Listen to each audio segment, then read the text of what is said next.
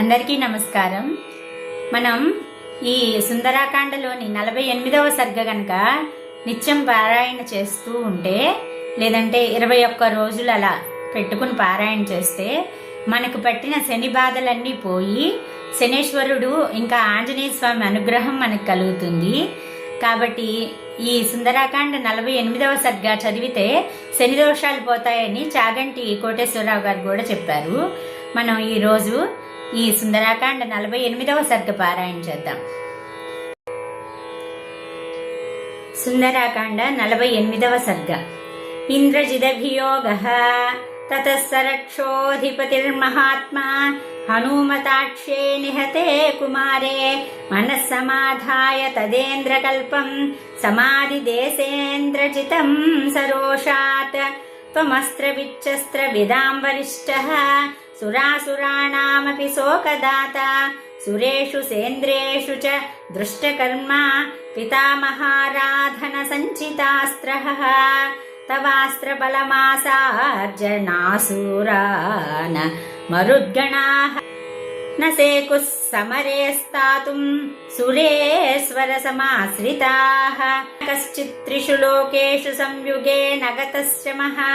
భుజవీర్యాభిగుప్తశ్చ తపసా చాభిరక్షితః దేశకాల విభాగజ్ఞస్త్వమేవ మతిసత్తమః నతేస్త్య సఖ్యం సమరేషు కర్మణ నతేస్త్య కార్యం మతిపూర్వమంత్రణే నసోస్తి కశ్చిత్ త్రిషు సంగ్రహేషు వై న వేదయస్తేస్త్రబలం బలంచతే మమానురూపం తపసో బలంచతే పరాక్రమశ్చాస్త్రబలం చ సంయుగే నత్వా సమాసాజ్య రణావమర్ధే మనఃశ్రమం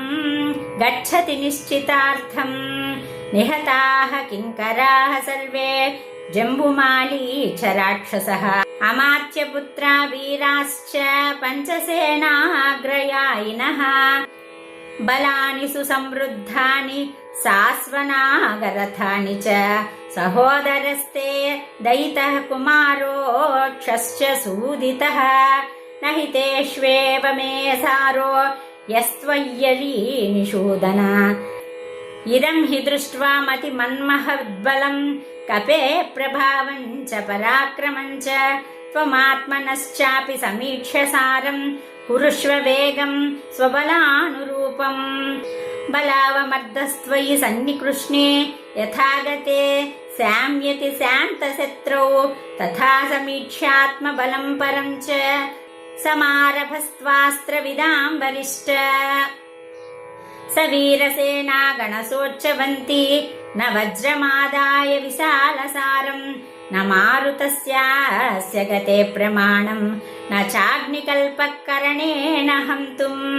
తమేవమర్థం ప్రసమీక్ష్య సమ్యక్ స్వకర్మ సామ్యాద్ధి సమాహితాత్మా స్మరంశ్చ దివ్యం ధనుషోస్త్రవీర్యం వ్రజాక్షతం కర్మ సమారభస్వ న ఖల్వియం మతిశ్రేష్టా యత్వాం సంప్రేషయామ్యహం ఇయం చ రాజధర్మాణాం క్షత్రస్య చ మతిర్మతా నానాశస్త్రైశ్చ సంగ్రామే వైసారథ్యమరిందమా అవశ్యమేవ బోధ నానాశస్త్రైణ సంగ్రామే వైసారథ్యమరిందమా అవశ్యమేవ బోధవ్యం కామ్యశ్చ విజయోరణే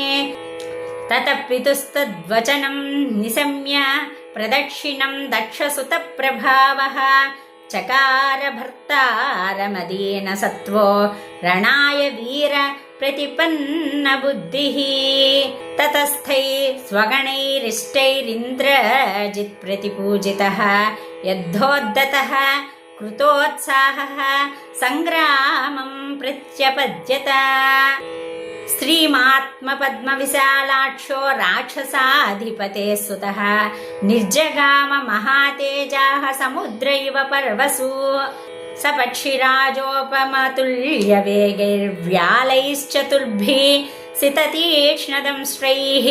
రథం సమాయుక్త మసంగవేగం సమారురోహేంద్రజిదింద్రకల్పః स रथी धन्विनां श्रेष्ठः शस्त्रज्ञोऽस्त्रविदाम्बरः रथेनाभिययौ क्षिप्रं हनुमान्यत्र सोऽभवत् स तस्य रथनिर्घोषं जास्वनं कार्मुकस्य च निशम्य हरिवीरोऽसौ सम्प्रहृष्टतरोऽभवत् सुमुहश्चापमादाय सितशल्याश्च सायकान् हनुमन्तमभिप्रेत्य जगामरणपण्डितः तस्मिंस्ततः संयति जातहर्षे रणाय निर्गच्छति बाणपाणौ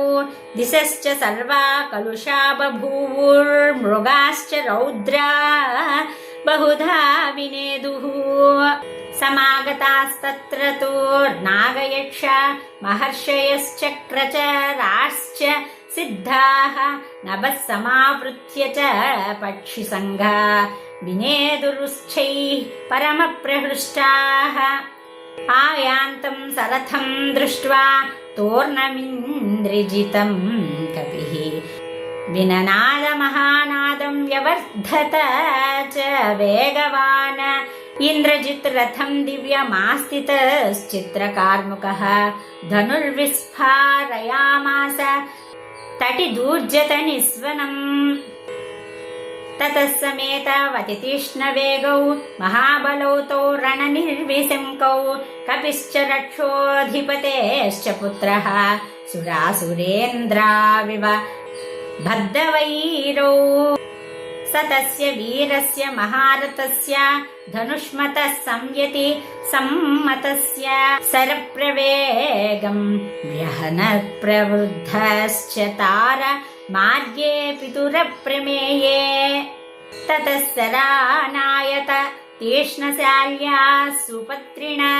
काञ्चन चित्रपुङ्खान् मुमौ च वीरः परवीरहन्ता सुनन्नतान् वज्रनिपातवेगान् स तस्यं दणनिस्वनं च मृदङ्गभेरीपटः स्वनं च विगृह्यमाणस्य च कार्मुकस्य निशम्य घोषं पुनरुत्पपात शराणाम् अन्तरेष्वासु व्यवर्तत महाकपिः हरिस्तस्याभिलक्ष्यस्य मोघयल्लक्ष्यसङ्ग्रहम् शराणामग्रतस्तस्य पुनः समभिवर्तत प्रसार्य हस्तौ हनुमानुत्पपातानिलात्मजः तावुभौ वेगसम्पन्नौ रणकर्मविशारदौ सर्वभूतमनोग्राही चक्रतुर्युद्धमुत्तमम् हनुमतो वेदन्न राक्षसोऽन्तरम् न मारुतिस्तस्य महात्मनोऽन्तरम् परस्परं निर्विशहौ बभूवतुः समेच्यतौ देवसमानविक्रमौ ततस्तु लक्ष्मी स विहन्यमाने सरेष्वमोघेषु च सम्पतस्तु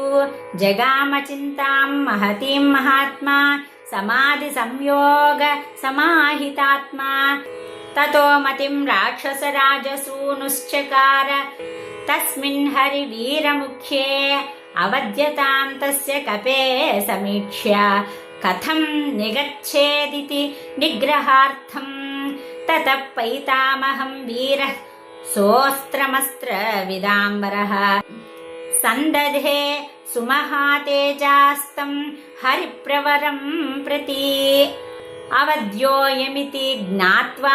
तमस्त्रेणास्त्रतत्त्ववित् निजग्राह महाबाहुर्मारुतात्मजमिन्द्रजित् तेन बद्धस्ततोऽस्त्रेण राक्षसेन न वानरः अभवन्निर्विचेष्टश्च पपात स महीतले ततोऽथ बुद्ध्वा स तदस्त्रबन्धं बभो प्रभावाद्विगतात्मवेगः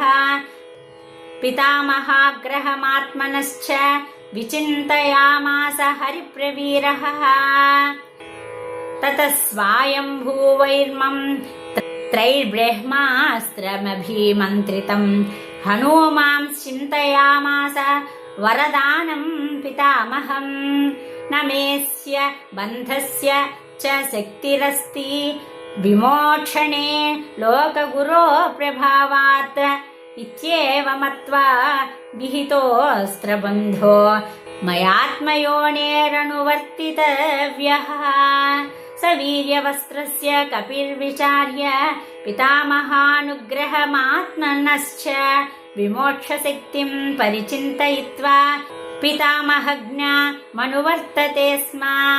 अस्त्रेणापि हि बद्धस्य भयं मम न जायते पितामहामहेन्द्राभ्यां रक्षितस्यानिलेन च ग्रहणे चापि रक्षोभिर्महान्ये गुणदर्शनः संवादस्तस्मात् गृह्णन्तु मां परे सनिश्चितार्थं परवीरहन्ता समीक्षकारी विनिवृत्तचेष्टः परे प्रसह्याभिगतैर्निगृह्य ननादतैस्त्रीः परिभर्तृमानः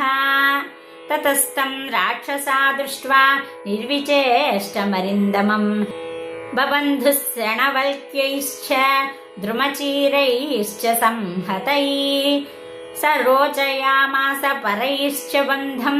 प्रसह्या वीरैरभिनिग्रहं च कौतूहलान्मां यदि राक्षसेन्द्रो द्रष्टुं व्यवस्येदिति निश्चितार्थं स बद्धस्तेन वल्येन विमुक्तोऽस्त्रेण वीर्यवान् अस्त्रबन्धः स चाम्यं हि न बन्धमनुवर्तते अथेन्द्रजित् द्रुमचीरबद्धं विराच्य वीरः कपिसत्तमं तं विमुक्तमस्त्रेण जगाम चिन्ताम नान्येन बद्धो ह्यनुवर्ततेऽस्त्रम् अहो महत्कर्म कृतं निरर्थकं न राक्षसैर्मन्त्र गतिर्विमुष्टा पुनश्च नास्त्रे विहतेऽस्त्रमन्यत् प्रवर्तते संशयिताः स्म सर्वे अस्त्रेण हनुमान् मुक्तो नात्मानमवबुध्यत कृष्यमाणस्तु रक्षोभिस्तैश्च बन्धैर्निपीडितः हन्यमानस्ततः क्रूरैराक्षसैः काष्ठमुष्टिभिः समीपं राक्षसेन्द्रस्य प्राकृष्यत स वानरः अथेन्द्रजित्तं प्रसमीक्ष्य मुक्तमस्त्रेण बद्धं द्रुमचीरसूत्रैः व्यदर्शयत्तत्र महाबलन्तं हरिप्रवीरं सगणाय राज्ञे तं मत्तमिव मातङ्गं बद्धं कपीवरोत्तमम् राक्षसा राक्षसेन्द्राय रावणान्यवेदयन् कोऽयं कस्य कुतो वात्र किं कार्यं को व्यापाश्रयः इति राक्षसवीराणां तत्र संजज्ञिरे कथाः हन्यतां दह्यतां वापि भक्ष्यतामिति चापरे राक्षसास्तत्र संक्रुद्धाः परस्परमथा ब्रुवन् अतीच्य मार्गं सहसा महात्मा स तत्र रक्षोऽधिप पादमूले ददर्श राज्ञ परिचारवृद्धान् रुहं महारत्नविभूषितं च स ददर्श महातेजा रावणः कपिसत्तमं रक्षोभिर्विकृताकारैः कृष्यमाणमितिस्ततः राक्षसाधिपतिं चापि ददर्श कपिसत्तमः तेजोबलसमायुक्तं तपं तमिति भास्करम् सरोषसंवर्तितताम्रदृष्टिर्दशाननस्तं कपिमन्ववेक्ष्य अथोपविष्टान् कुलशीलवृद्धान् समाधिसत्तं प्रतिमन्त्रिमुख्यान् यथाक्रमं सैः स कपिर्विपृष्टः कार्यार्थमर्थस्य च मूलमादौ निवेदयामास हरीश्वरस्य दोतः सकाशादहमागतोऽस्मि इत्यार्षे श्रीमद् रामायणे वाल्मीकिये आदिकाव्ये सुन्दरकाण्डे 48 सर्गः सम्पूर्णम्।